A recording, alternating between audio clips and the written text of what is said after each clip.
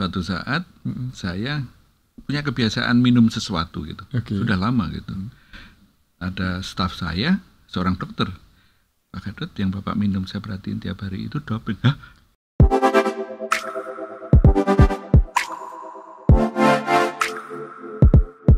Halo netizen Radio El Sinta dan juga pendengar Radio El Sinta dimanapun Anda berada. Saat ini podcast saya sudah kedatangan tamu yang luar biasa. Sudah sangat familiar dengan Anda semua karena beliau dulu pernah menjabat sebagai Sekretaris Kementerian Pemuda dan Olahraga yang sekarang menjabat Ketua Umum Anti Doping Indonesia. Saya langsung sapa Pak Gatot S. Dewa Broto. Pak Gatot, apa kabar Pak Gatot? Baik, terima kasih Mas. Alhamdulillah. Alhamdulillah sehat ya Pak ya. Diundang di El Sinta. Sekarang sudah. Cuma kebetulan tadi lupa belum saya bersihin. Oke, sehat ya Pak ya. Alhamdulillah. Saya senang loh Pak Gatot bisa mampir ke studio podcast El Sinta. Iya, ini yang pertama kali bagi saya. Oh iya. Biasanya kalau malam diganggu sama El Sinta jam 11 gitu. Kemudian kalau enggak setahun yang lalu ya ulang tahun. Iya, ulang tahun. Kami datang ke Joglo sana. Betul. Dan beberapa kali pokoknya hubungan kita sangat panjang sekali. Udah kayak keluarga ya. Iya, betul. Dari zaman di Kominfo dulu ya, di Pak. Kominfo dulu. Pak Gatot ya. Iya. Kominfo, kemudian Kemenpora. Iya, dan nah, sekarang terima kasih di IADO. Di IADO. IADO itu masih di bawah ini Pak, Kemenpora atau? Jadi kami ada hubungan sinergitas. Kalau anggaran kami akui terima kasih kepada Kemenpora, khususnya Pak Menteri yang sekarang Pak Dito, Mas Dito, dan juga sebelumnya itu Pak Amali, karena beliau inilah yang membantu secara anggaran finansial kepada IADO. Tapi di sisi lain sesuai dengan undang-undang, kebetulan undang-undang keolahragaan kan setahun yang lalu kan sudah direvisi menjadi Undang-Undang Nomor 11 tahun 2022. Itu IADO itu menjadi lembaga yang independen. Kami ini hanya satu-satunya di Indonesia. Jadi tidak boleh punya kantong cabang di ibu kota provinsi, nggak boleh. Hanya satu, independen, dan tidak boleh diintervensi oleh siapapun. Oke. Gitu. Okay. Ya. Jadi semacam seperti apa ya, lembaga-lembaga internasional lain yang punya perwakilan di negara-negara? Ya, betul. Jadi kantor pusat kami itu ada di Montreal, namanya Wadawet Anti-Doping Agency. Dan kemudian setiap negara itu wajib untuk memiliki NADO. NADO itu National Anti-Doping Organization. Oke, di negara tersebut di negara tersebut. Karena sebelumnya di awal tahun 2000-an, tepatnya di tahun 2005, itu ada yang disebut Indonesia bersama 105 lebih negara lainnya itu menandatangani yang disebut Konvensi Internasional UNESCO Against Doping. Jadi di saat itu ditandatangani oleh semua negara. Yang menandatangani adalah government-nya, pemerintahnya. Kemudian secara kebetulan kan kita juga ada undang-undang ke sistem keolahragaan nasional. Kemudian tahun 2006 di Indonesia dibentuklah apa yang disebut dengan Lembaga Anti Doping Indonesia, LADI dulu. Sebetulnya IADO ini bukan barang baru, sudah ada sejak tahun 2006. Tapi menjadi terkenal gara-gara mungkin masih ingat hampir 2 tahun yang lalu ada geger-geger Thomas Cup itu ya. Geger Thomas Cup, bendera tidak bisa dinaikkan dan macam-macam segala. Nah sebetulnya itu adalah kejadian yang kedua di periode 10 tahun terakhir ini. Yang pertama kita kalau ingat menjelang Asian Games, Asian Games itu hampir jadi mungkin waktu itu tidak ada Asian Games. Gara-garanya di tahun akhir 2016 itu ada insiden Indonesia disanksi. Disanksi itu bulan Oktober 2016. Kebetulan saya menjadi deputinya waktu itu yang membawahi LADI. Kemudian 2017 awal dicabut dan alhamdulillah kemudian Asian Games bisa, karena kalau sampai setahun atau 2 tahun tidak dicabut ya Asian Games tidak bisa digelar di Jakarta. Bahkan saya masih ingat di Februari 2017 ada pertemuan OCA, Olympic Council of Asia di Fukuoka. Saya duduk di samping Pak Erick Thohir karena sebagai ketua panitia penyelenggara Asian Games kan Pak Erick Thohir. Itu tiba-tiba Sheikh Ahmed, Presiden OCA, mengatakan, "Halo Indonesia, bagaimana keadaan sekarang tentang masalah doping ini?" Karena WADA itu masih mensanksi Indonesia. Nah, saya lupa belum melaporkan kepada Pak Erik kalau Indonesia sedang disanksi. Beliau panik, saya masih ingat, di samping saya panik sekali. Kemudian, tenang bos, tenang. Karena kebetulan sebelum saya berangkat, saya sudah dipanggil Pak Imam Nahrawi. Oke. Menpora ketika itu. Ya, Menpora saat itu. Kemudian saya diberi surat, dipanggil Pak Gatot, ini kalau kita sudah dicabut sanksinya oleh WADA. Udah, saya berangkat, sehari kemudian berangkat, pas ada kejadian di sidang di Fukuoka. Kemudian saya mohon izin pada Pak Erik mohon, saya ambil mic-nya dulu, saya laporkan kepada Syekh Ahmed bahwa Indonesia alhamdulillah kemarin sudah dicabut sanksinya. Jadi ya kemudian berulang kembali di tahun 2021, kemudian 3 bulan berikutnya dicabut. Nah sekarang ini kami juga sebetulnya sedang rada dak-dikduk juga. Karena setiap saat itu yang namanya sanksi itu bisa muncul setiap saat. Jadi bahkan kami itu ada job. Di pekerjaan saya sebagai salesman dibanding sebagai ketua IADO ternyata tidak kalah beratnya.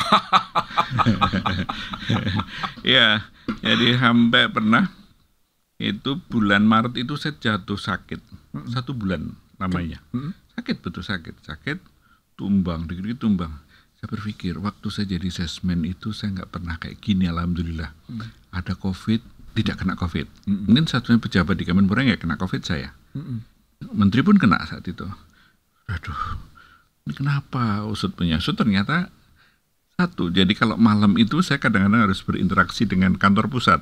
Oh, oke. Perbedaan waktu yang cukup. Perbedaan waktu antara Indonesia Amerika kan itu kayak kebalik ya. Iya. Pagi jam 6 setelah subuh, kemudian berangkat jam 7 dan rutin sampai malam. Nah, rupanya tumbang juga lama-lama. Jadi karena itu sebagai bagian kami itu high alert, waspada, jangan sampai sanksi itu yang anytime bisa jatuh kembali. Kami harus hati-hati sekali, Mas. Gitu. Iya.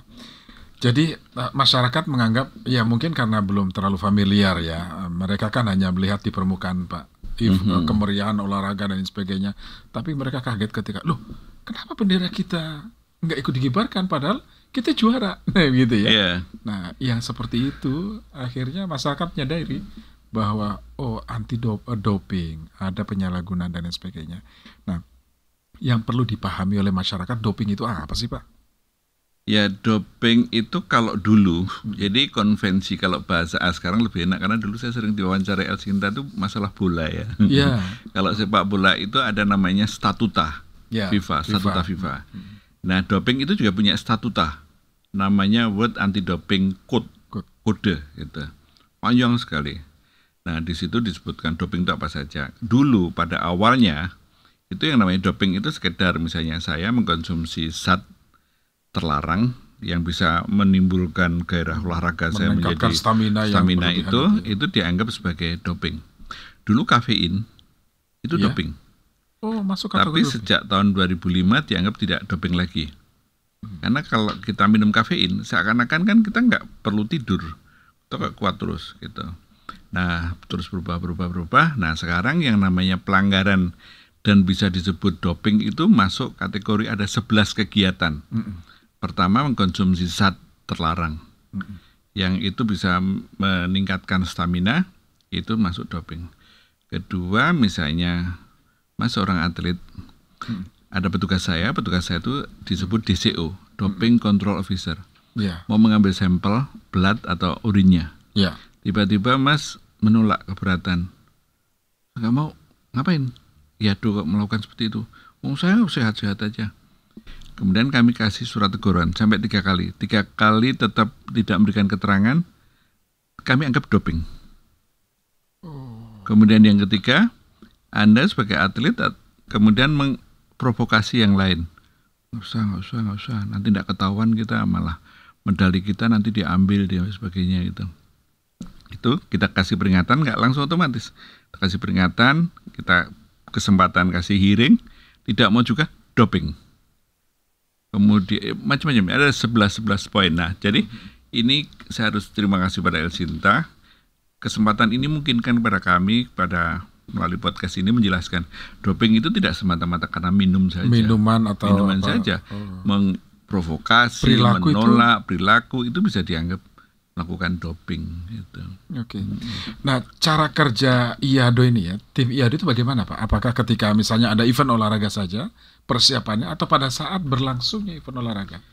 Kegiatan kami itu beragam. Wajar kalau pertanyaan itu muncul ya Mas ya. Tadinya saya sendiri nggak usah jauh-jauh. Saya itu lazimnya ketua anti doping itu seorang dokter. Saya kan bukan seorang dokter. Anak buah saya dokter-dokter. Ya, sebagian banyakan lah kita.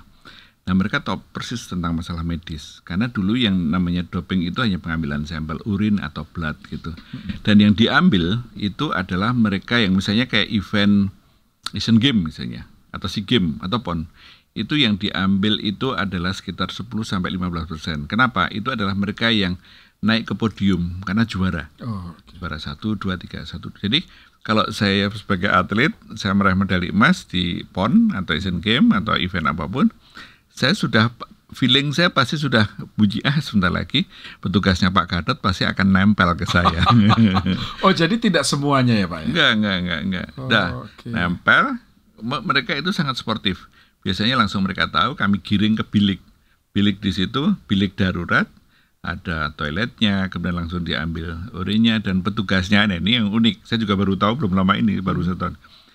Itu mereka ngambil sampel itu di tempat, mohon maaf, mereka mengeluarkan urinnya. Jadi ini ruang, jangan kaget Mas. Saya juga kaget awalnya. Jadi ini bilik, mereka mohon maaf mereka urinating. Harusnya kan sejenis ya. Memang harus hukum wajibnya di dunia. Yang laki-laki, DCO laki-laki ngambil atlet yang laki-laki. DCO cewek yang ngambil yang atlet cewek. Dia itu nggak boleh di luar bilik toilet. Di tempat dia, mohon maaf, dia buang air kecil. Karena diambil pakai kayak botolnya kan ya. Pas ngambil, dia itu ada di sampingnya. Supaya tidak ada misuse, tidak ada penyalahgunaan gitu. Diambil, habis itu, nah persoalan berikutnya adalah atlet kan kadang-kadang lelah. Nggak keluar-keluar, berikutnya udah keluar. Ya ditunggu sampai, mohon maaf, urinnya itu keluar. Bisa jadi nanti jam 11 malam, jam 12 malam, ditunggu betul-betul. Jadi didampingi terus dong? Tempel terus. Jangan sampai diganti dengan urinan lain gitu ya? Nggak boleh. Tempel terus. Tempel terus itu berlaku di dunia manapun. Jadi masalah mau ngambilnya itu setelah pengalungan medali atau sebelum pengalungan medali itu masalah teknis saja. Ditempel. Jadi mereka itu udah tahu begitu juara atau misalnya lagu kebangsaan atau kalau PON kan cukup aja naik gitu. Mereka udah nengok tuh, aduh itu petugasnya Pak Gatot udah nempel itu. Nah, jadi cara kerjanya begitu ya Pak Gatot? Nah, itu satu. Kemudian yang kedua, sekarang itu WADA itu lebih mengutamakan edukasi. Jadi ada usaha preventifnya. Jangan sampai atlet itu mereka mengatakan, aduh saya doping, gimana saya tahu kalau itu obat itu terlarang atau enggak? Karena perlu edukasi. Beberapa kali kejadian itu waktu kami periksa. Jadi nih, ada hal yang juga menarik perlu sampaikan. Pada saat seseorang itu sampelnya diketahui dinyatakan positif, dan yang mengatakan positif itu bukan kami loh ya, di lab. Hasil lab. Labnya itu tidak di Indonesia, ada di Thailand paling dekat. Jadi sampelnya dikirim ke sana? Dibawa ke sana. Kenapa? Nanti ada juga. Kenapa di Indonesia belum? Karena syarat untuk mendirikan lab itu 1 tahun harus bisa mengumpulkan 3.000 sampel. Itu bukan perkara gampang. Tahun yang lalu kami sudah mas-masan itu hanya bisa mengumpulkan 550. Tahun ini 780-an. Tahun depan mungkin naik lagi gitu. Nah, untuk mengumpulkan 3.000 itu bukan perkara gampang. Sekarang dibalik aja pertanyaannya, loh kan banyak event di sini, Tarkam juga ada, Porda ada, enggak. Mereka itu yang masuk kategori atlet elit yang diambil itu adalah pertama karena efek dari kejurnas, nggak boleh hanya di bawah itu nggak boleh, atau ada single event apapun ya, kejurnas kan bisa karena atletik atau bola atau kemudian PON dan sebagainya. Itu kalau kami akumulasikan jumlahnya hanya sekitar jumlah segitu-segitu. Nah, bagaimana caranya untuk nambah yang lain? Kita harus berbaik-baik sama tetangga. Misalnya mau nggak Malaysia kirim ke sini? Nah, persoalannya adalah misalnya Malaysia itu sudah terhubung dengan Bangkok. Ya sudah nikmat. ini lagi-lagi marketing juga, harus berbaik dengan sekitarnya. Malaysia itu tahun 2006 membangun, selesai 2009, diresmikan akhir 2009, 2010 dicoba, paling banter hanya 1.200 sampel. Tahun 2011 awal langsung ditutup sama WADA. Karena nggak memenuhi target itu. Target. Ya? Singapura saya tanya, Mister, kenapa kok enggak? You kan tahu Pak Gadot, kami uang nggak susah.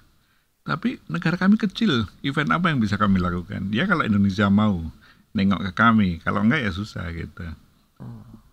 Oke. Jadi itu yang membuat kita juga belum memiliki lab sendiri ya. Ya, tapi kami punya obsesi someday, karena Kementerian Kesehatan juga berapa kali mencolek kami gitu ya. Pak Gadot, bangun dong gitu. Dibangun dulu zaman Pak Terawan, sudah menawarkan diri ke Solo. Ada tempatnya. Pak Amali saya dampingi sudah menyediakan tempat. Kemudian Pak Budi, Pak BG, Pak Menteri Kesehatan yang sekarang melalui dirjennya sudah menghubungi kami, lalu kami juga sudah menjelaskan persoalannya. Tapi setelah kami sekarang sudah berkomunikasi dengan WADA, kami kan tahu selahnya, triknya seperti apa. The next itu kita pengennya juga gitu. Caranya apa? Menurunkan grade-nya. Jadi kami harus berkomunikasi dengan Kemenpora, dengan KONI, dengan cabur-cabur, perbanyak event nasional supaya jumlah sampel yang bisa diambil itu juga lebih banyak. Gitu. Jadi yang masuk sasaran target untuk pengumpulan sampel itu yang atlet elit ya. Atlet elit. Tingkat nasional tadi. Tingkat nasional, gitu. Oke, jadi kalau Porda atau apa segala belum bisa. Okay. Dan itu bukan hanya ketentuan di sini, memang ketentuan internasional seperti apa. Karena terus terang kalau misalnya WADA itu mentargetkan seluruh atlet harus diambil sampelnya, yang jebol juga tiap negara juga. Karena itu bukan perkara gampang. Sekarang kami kirim botol ke Bangkok. Kalau barangnya sih kecil gitu. Nah kayak kita kalau diambil urinnya di rumah sakit kan kecil ya. Sudah ongkos delivery, pemeriksaan lab di sana itu rata-rata sekitar 7,5 sampai 8 juta. Jadi maka kalau ada cabur pengen diambil sampelnya, mereka juga kadang-kadang bisa nggak ini bukan anggaran dari cabur, tapi anggarannya dari IADU. Kalau memang itu memang sedang jadi targetnya, itu bisa kami biayai. Memang kami itu ada namanya ICT itu in competition testing. Misalnya di event Asian Games, PON atau kejurnas apapun lah, menembak, atletik ataupun itu namanya sedang di event ya. Tapi ada lagi yang namanya OOCT, out of competition testing. Itu random, Mas. Random. Nah, saya tuh kadang-kadang kayak jadi ketua KPK. Ini nanti sebentar lagi saya pulang ke kantor, menandatangani kayak sprindik, surat tugas untuk pemeriksaan OOCT, bukan menjadi TSK, tapi untuk memeriksa si atlet A, B, C, D yang ada di ujung Papua atau di Aceh atau di mana. Anggaran dari kami yang notabene dibantu oleh Kemenpora itu dengan asumsi atlet elit itu 1 tahun melalui OOCT yang tidak di event itu kami periksa selama 3 kali dalam 1 tahun. Dan kami tidak boleh menghubungi atlet tersebut.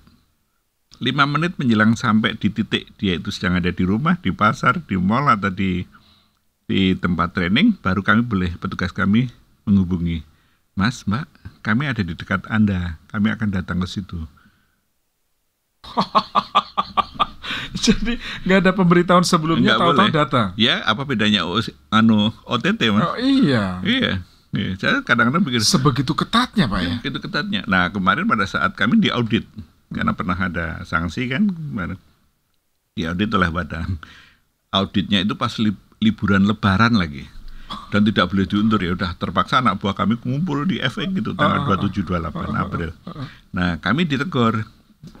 Temuannya banyak di kami. Ya wajar sih ya, kami kan ingin prof gitu. Bagus sekali mereka. Mr. Gatot, Anda terlalu baik banget.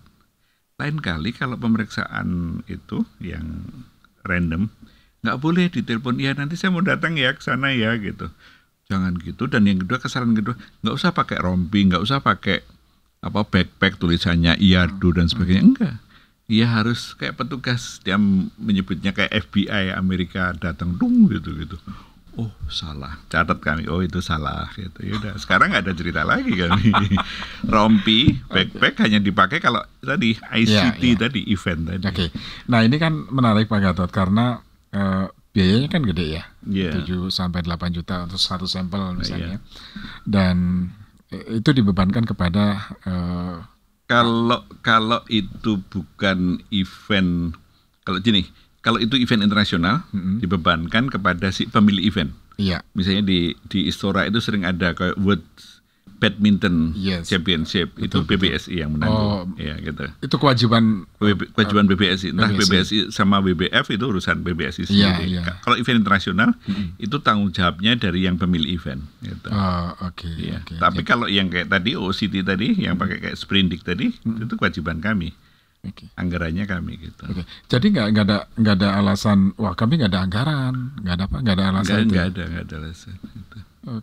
Jadi tetap harus mengikuti aturan. Iya, itu. Karena terus terang pada saat di audit itu tadi kami ditegur juga. Loh ini kok bulan Januari, Februari, Maret kok kosong? Padahal banyak event. Teliti sekali mereka, Mas. Ternyata ya kan wajar. Karena anggaran kami dari kementerian baru mengucur di bulan Maret atau April gitu. Bagi mereka nggak ada cerita. Januari, Februari nggak ada anggaran juga, gimana caranya? Harus jalan gitu. Nggak boleh ada yang bolong gitu. Oke. Karena waktu itu mereka tahu di Januari itu ada kegiatan apa gitu. Karena memang itu harus secara berkala dan itu selalu harus dilaporkan. Dilaporkan. Bahkan kemarin tuh, alhamdulillah di awal tahun ini kami itu menyampaikan laporan tahunan yang pertama kali dalam sejarah anti doping di Indonesia. Dalam bahasa Inggris penuh gitu. Ada pengantar dari Pak Amali juga. Dan itu satu-satunya di Asia Tenggara baru di Indonesia. Gitu. Baru di Indonesia gitu. Oke, baik. Pak Gatot, ini semakin menarik kalau kita bicara mengenai doping ya, aturan doping dan sasaran doping, tujuannya juga apa.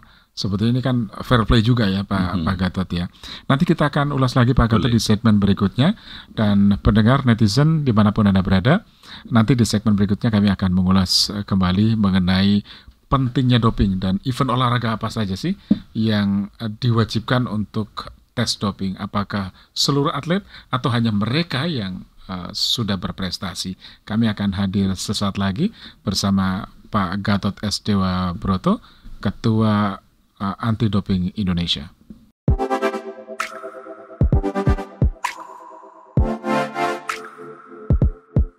Pendengar dan netizen, terima kasih Anda masih bersama kami. Saya masih bersama dengan Pak Gatot S. Dewa Broto, Ketua Umum Anti Doping Indonesia. Tadi kita sudah mendengar ya penjelasan Pak Gatot, ternyata nggak seluruh atlet dia dites anti doping, tapi mereka yang sudah juara 1, 2, dan 3 begitu naik ke podium udah langsung, wah ini anak banyak Pak Gatot siap-siap gitu ya.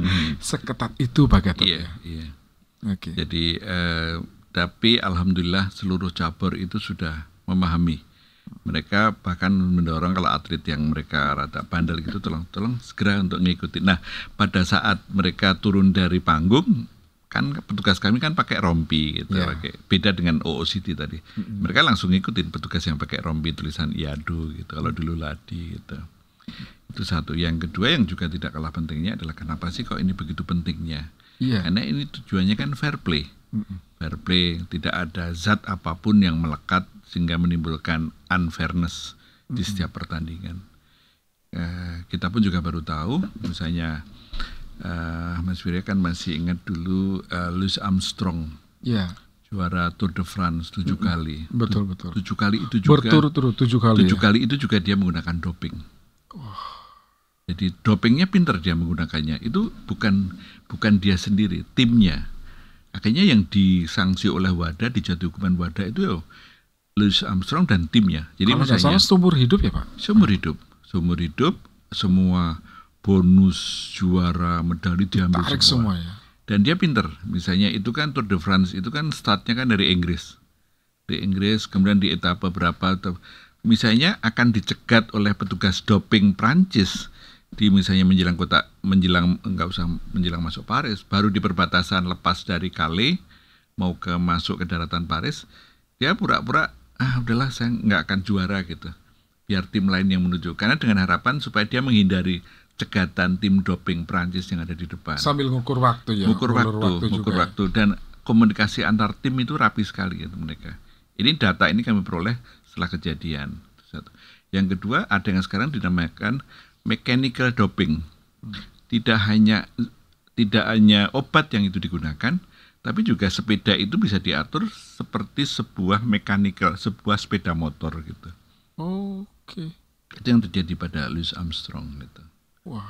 Jadi kami pun kadang-kadang mendapatkan pengkayaan tentang masalah itu. Jadi Anda jangan terpaku pada zat yang ada di tubuh, jangan terpaku pada tindakan dia misalnya balelo atau enggak, tapi juga lihat cabang olahraganya. Kalau sepeda seperti apa, bola seperti apa, sepedanya seperti apa gitu. Iya gitu. Jadi bukan hanya orangnya saja ya? Bukan orangnya saja. Gitu. Oke, itu ketat sekali. Iya. Itu juga berlaku di event-event yang di Indonesia? Sama, di Indonesia juga kayak gitu. Jadi kami makanya setiap hampir 6 bulan sekali itu kami dilakukan refreshment. Refreshment kami undang tenaga asing kayak kemarin. Kemarin baru hari Kamis, Jumat, Sabtu, kami undang seorang ahli dari Thailand. Dia itu sudah 10 tahun menangani tentang penanganan pengambilan sampel. Bagaimana penanganan sampel yang bagus yang harus dilakukan di Indonesia. Kami tidak ragu-ragu, kami belajar dari tetangga-tetangga kita karena Thailand termasuk yang unggul juga gitu. Lalu setahun yang lalu kami datangkan ahli juga dari Malaysia tentang masalah sistem peradilannya seperti apa.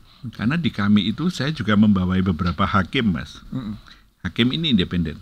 Jadi mohon maaf, Mas Virya sudah dinyatakan doping berdasarkan lab dari Bangkok.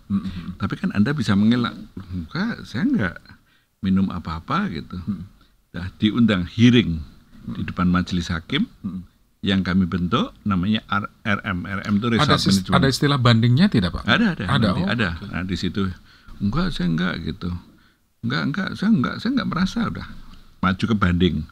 Nah, banding itu majelis hakimnya harus beda lagi. Oh, jangan yang sama. Jangan yang sama. Yang bentuk SK-nya SK dari saya. Tapi saya nggak boleh campur tangan. Oke. SK kemudian sebuah story boleh saya bocorkan tapi tanpa menyebut nama. Saya sebutkan, dia banding. Padahal dia memperoleh medali emas, perak, berapa kali SEA Games. Atlet terkenal gitu.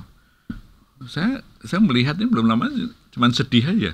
Karena saya mengenal sama atlet itu gitu. Duh, sedih banget. Kalau melihat jasanya luar biasa gitu.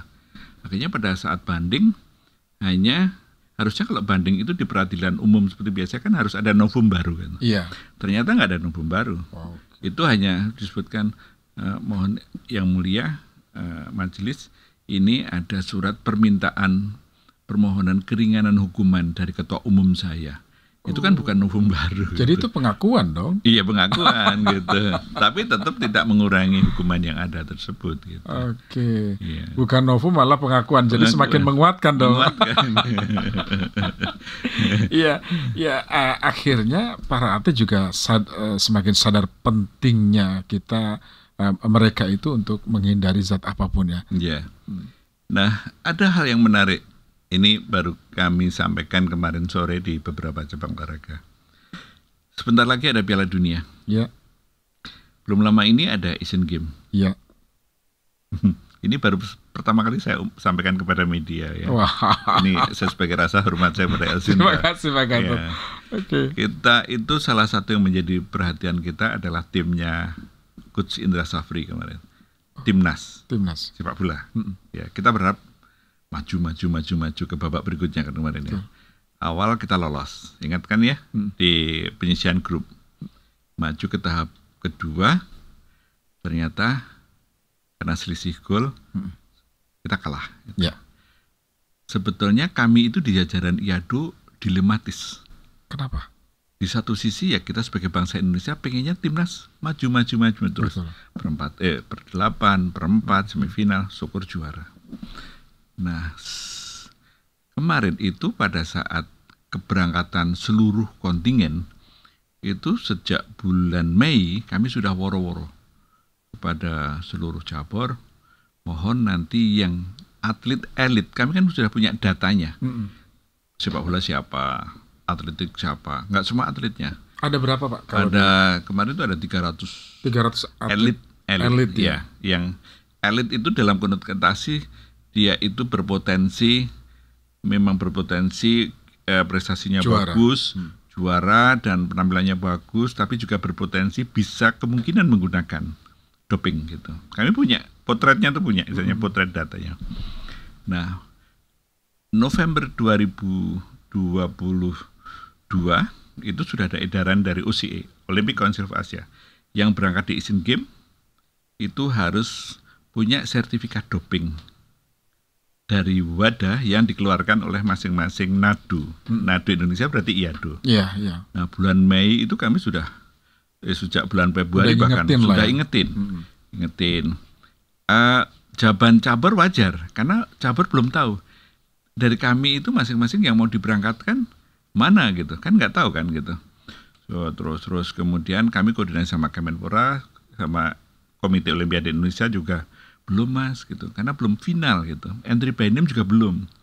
Tapi kan kami nggak mau disalahkan terus. Akhirnya kami berbaik-baik sama cabar-cabar, hubungan kami baik kan. Kira-kira tempat Bapak nanti yang diberangkatkan panahan siapa? Atletik siapa?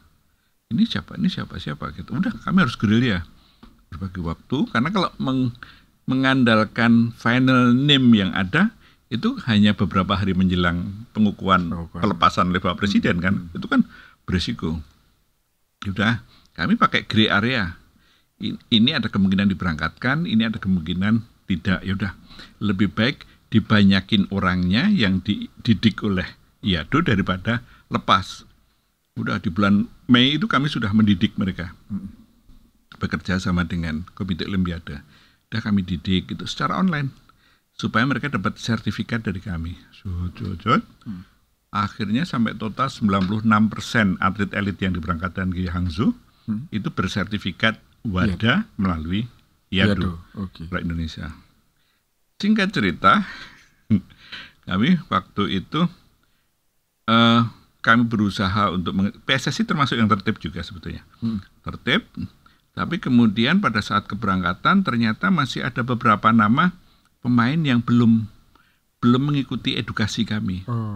Saya WA Coach Indra, CC kepada Pak Sekjen, Coach, ini masih ada waktu ya, by online aja. Tapi mungkin konsentrasi di sana juga sibuk untuk pertandingan berikutnya.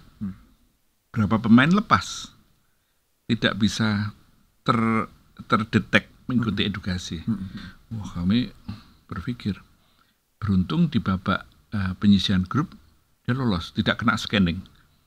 Kemudian kalau kemarin itu lolos di babak berikutnya lagi, kena scanning dari Inasgoknya Hangzhou, itu bisa jadi satu tim nggak bisa bermain karena tidak lolos.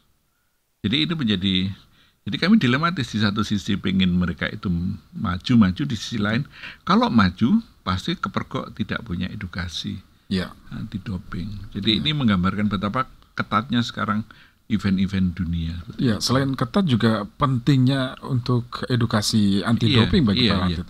Nah, kenyataan sejauh ini Pak Gatot, apakah mereka para atlet kita sudah memahami pentingnya anti doping itu Pak Gatot?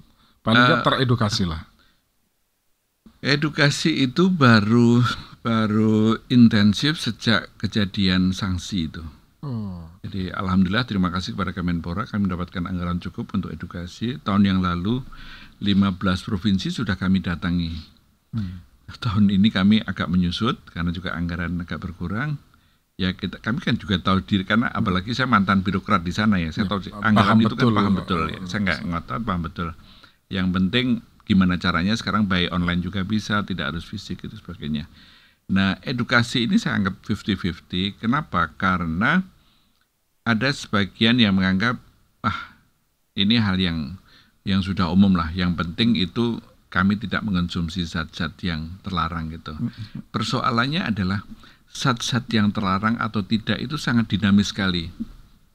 Yang kemarin itu terlarang, sekarang menjadi tidak terlarang atau dibalik dan sebagainya. Tiap tahun itu selalu dirubah. Dan yang kedua, ada kecenderungan sebagian pelatih menganggap ini apa yang dilakukan IADO ini seakan-akan bertentangan dengan paradigma yang ditargetkan oleh pemerintah. Suatu saat pernah saya menjadi narsum di Palembang. saya di challenge, tapi bagus seorang pelatih. Pak Gatot, saya udah puluhan tahun jadi pelatih cabur X gitu. Tapi kenapa sih Pak Gatot kok intensif mengadakan edukasi anti doping? Berarti Bapak tidak sejalan dengan perintah Presiden untuk meraih medali sebanyak mungkin, tidak sejalan dengan Kemenpora. Bagus. Ini malah pertanyaan yang saya tunggu gitu. Akhirnya saya jawab, Pak, saya kenal Bapak. Bapak memang predikatnya bagus dan saya masih kecil, Bapak sudah menjadi pelatih internasional gitu. Tapi Bapak tega nggak? Atlet Bapak tidak bisa juara, kalah oleh negara lain gara-gara karena negara lain itu menggunakan zat terlarang. Oh nggak bisa. Nah, simpel kan Pak, gitu. Saya cara menjelaskan gitu. Oh ya saya baru tahu gitu. Dan saya juga baru tahu kenapa kok atlet saya tidak selamanya juara. Bisa jadi tempat musuh itu menggunakan hal-hal yang seperti itu. Gitu. Secara tidak langsung akhirnya mereka paham ya. Paham gitu. Tapi di sisi lain, sekarang misalnya Mas buka di website kami, apapun sekarang available, tersedia dalam 2 bahasa. Kenapa? Kalau bahasa Inggris itu supaya dimonitor oleh kantor pusat kami di Montreal, bahasa Indonesia supaya itu juga bisa mudah dibaca. Dipahami juga ya. Suatu saat saya di Surabaya, wah itu di-challenge lagi seorang atlet dengan aksen Surabaya yang kental. Pak, apa nih jancuk gitu. Loh, sampai misu-misu. Ya, tapi nggak bagus gitu. Apa nih jancuk gitu. Saya tertawa gitu. Kenapa? Maaf ya Pak, saya senang sama Bapak gitu. Ini, karena saya bonek gitu dia cerita. Bonek tapi dia atlet bukan sepak bola gitu. Oke. Bapak tadi ngoceh dari tadi. Suruh baca ini, baca. Sementara yang ada di website Bapak itu zatnya tidak menyebut nama produk obat. Ya kan? Saya kan tidak boleh menyebut nama produk obat tertentu gitu. Atau obat apapun. Hanya disebutkan ini saat ini kimiawinya ini gitu. Saya pusing tiap hari ini kan saya sudah dibentak-bentak sama pelatih. Bisa nggak Pak? Bapak nyebut aja merek obat masuk angin X, A, B, C. Saya bilang nggak bisa. Lalu gimana caranya? Nah, kebetulan saya sudah kenal beberapa dokter yang ada di situ. Pak, Bu dokter, Bapak, Ibu kenal dengan atlet itu? Oh iya gitu. Apa sering berkonsultasi dengan kami? Iya gitu. Sebenarnya mereka tertib gitu. Cuman maunya dokter-dokter itu dan maunya si atlet itu, mereka jangan tergantung dokter lah. Mereka tahu di website itu nyebut aja nama merek obat tertentu langsung disebut. Okay. Sementara aturan di WADA tidak boleh menyebut nama merek. Kami bisa disu di pengadilan. Iya. Gitu. Ya itu cancuk sampai Pak gitu. Tapi ya saya seneng gitu. Aduh capek Pak kalau harus membaca itu bahasa Indonesia deh gitu. Iya bahasa Indonesia, bahasa Madura, bahasa apa. Tapi kalau itu kimiawi itu susah bagi kami. Gitu. Karena bahasanya memang sulit bahasa kedokteran itu sulit. Iya. Nah Pak Gatot, kemarin kan ke Prancis Pak Gatot ya, konferensi anti doping dunia itu ya. Apa yang dibahas di sana Pak? Ada kesepakatan atau mungkin apa yang bisa dibawa ke Indonesia? Ya banyak hal yang dibahas di sana. Yang pertama adalah tentang masalah doping ini kan dinamikanya kan sangat tinggi. Dan UNESCO itu kenapa menjadi sangat concern? Karena kalau kami itu kan tanggung jawabnya kepada WADA yang ada di Montreal. Nah, UNESCO itu mengikat government. Kemarin itu sebetulnya bukan forumnya lembaga anti doping. Kami hanya mewakili saja karena dari pemerintah nggak hadir. Kalau dulu 2017 saya pernah hadir sebagai assessment gitu. Itu yang hadir itu para menteri-menteri kemarin. Supaya para menteri ini aware, para dirjen ini aware bahwa namanya doping itu tidak semata-mata urusannya IADU misalnya di Indonesia, tapi juga government juga perlu ada tanggung jawab. Kemudian yang kedua tentang masalah anggaran, anggaran kontribusi. Mereka minta agar ada yang sifatnya mandatori. Indonesia kemarin termasuk saya angkat tangan termasuk yang keberatan. Keberatan mewakili pemerintah Indonesia, saya mengatakan kami keberatan. Karena kami setiap tahun itu dibantu oleh pemerintah, khususnya melalui Kemenpora, sudah membayar kontribusi fee sebanyak 400 juta rupiah ke WADA. Lah kalau UNESCO ini harus ada kewajiban lagi, apa bedanya dengan yang kami bayarkan kepada WADA? Kami keberatan. Negara-negara kecil seperti Kuba, Trinidad, dan lain sebagainya, itu mereka lebih keberatan lagi. Kalau bisa itu ditanggung oleh negara yang sudah maju. Itu satu. Yang kedua. Jadi yang pertama adalah mengingatkan kembali pemerintah agar mereka tuh aware. Yang kedua masalah anggaran, dan yang ketiga juga mengingatkan tentang dinamika masalah teknologi kedokteran, teknologi farmasi. Itu mohon di masing-masing negara itu pemerintah juga menjadi sangat aware. Nah, kami itu sebenarnya sudah lama pengen tapi belum terlaksana. Kami itu pengen bekerja sama dengan Badan POM. Karena misalnya di relevan itu. Relevan. Nah, karena misalnya kalau di kayak obat, atlet itu kemarin waktu di Jawa Timur juga saya juga di challenge. Pak, Bapak ini gimana sih? Saya pernah minum obat, di situ ada tulisannya di sini sudah diperiksa oleh Badan POM. Berarti sudah aman kan Pak? Gitu. Tapi kenapa masuk dalam kategori itu gitu? Iya gitu. Kenapa masuk kategori itu? Itu belum tentu. Yang diperiksa oleh Badan POM itu unsur kimiawinya dari sisi medis itu layak untuk dikonsumsi atau tidak. Oh enggak, pulang. Atlet sebelahnya tanya, loh Pak, ada tulisannya di situ, barang halal sudah izin MUI gitu. Oh enggak, ini enggak ada masalah dengan halal atau haram.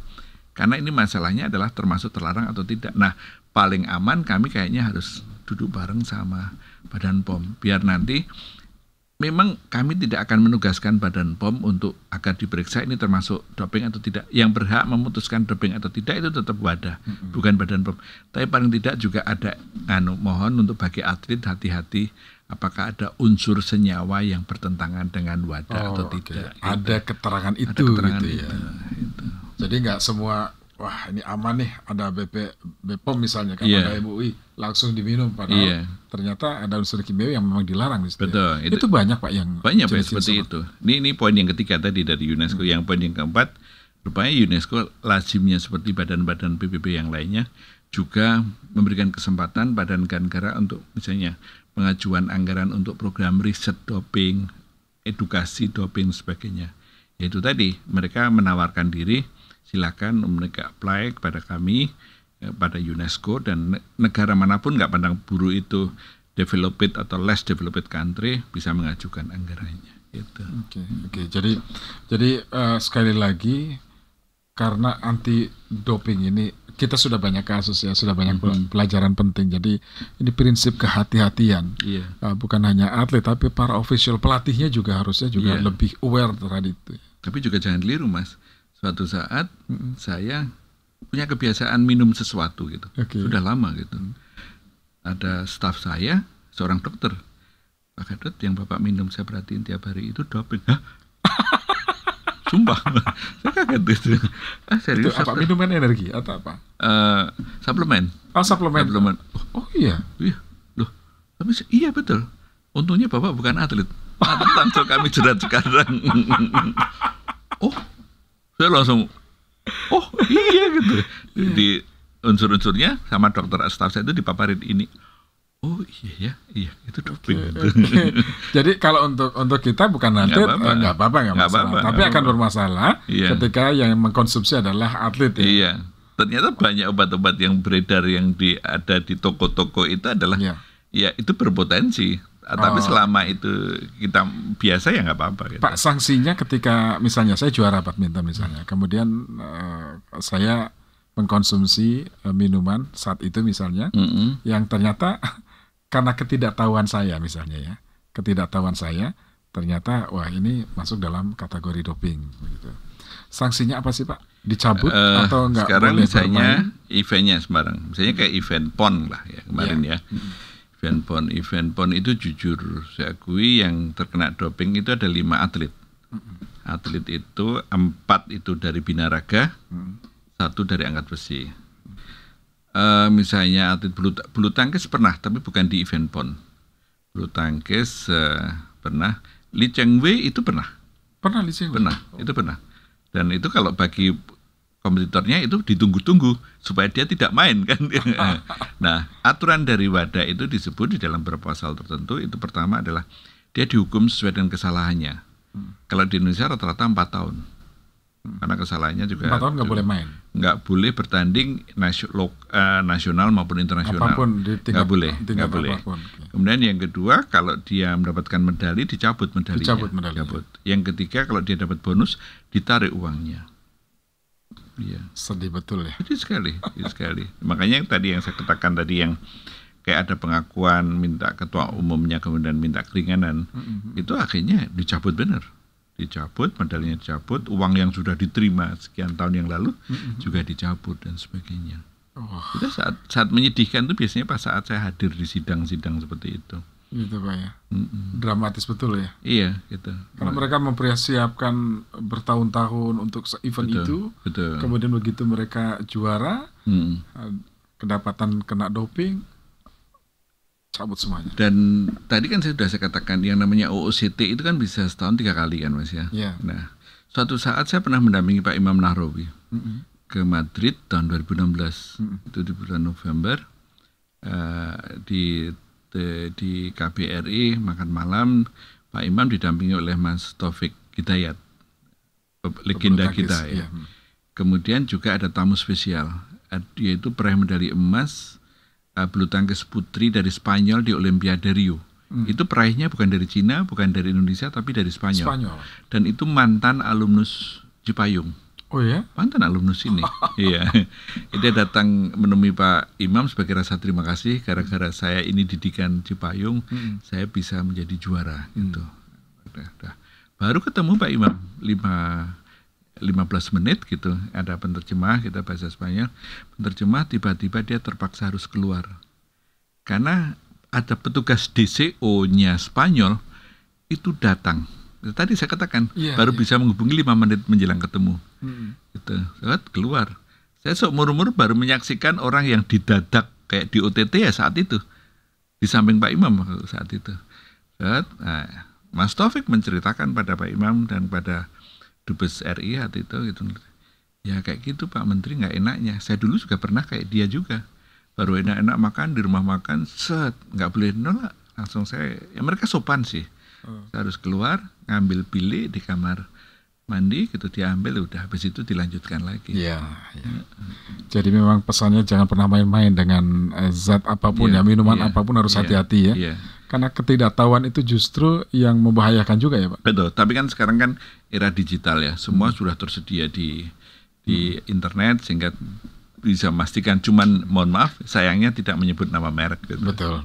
Baik, Pak Gatot, diskusi kita sebetulnya masih panjang betul ya, tapi lain waktu nanti kita bisa langsung wawancara lewat studio ya Pak Gatot ya. Karena ini penting banget untuk doping ya, supaya prinsip fair play ini terjaga dengan baik, apalagi banyak event-event olahraga internasional. Kami terima kasih sekali kepada Elsinta. Terima kasih Pak Gatot, sehat selalu ya Pak ya. Oke, terima kasih Mas. Selamat siang Pak Gatot. Sama-sama kasih.